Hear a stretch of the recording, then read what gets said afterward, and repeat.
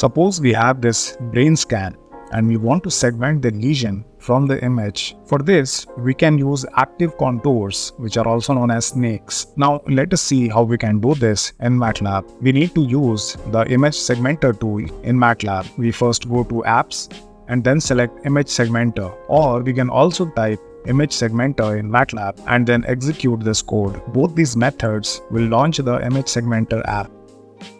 Then we load the image.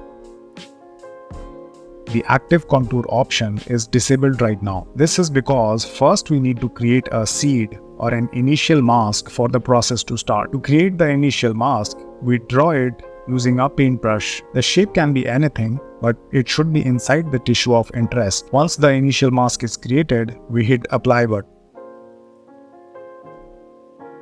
Now we can choose active contour and choose 100 iterations, which is by default, and then click on evolve. The shape will update itself 100 times and grow in a manner that it covers the area of interest. If you don't like the mask, you can restart it by choosing less or more iterations. If you choose less iterations, the shape will expand to a smaller area, whereas if you choose more iterations, the shape will expand to a larger area.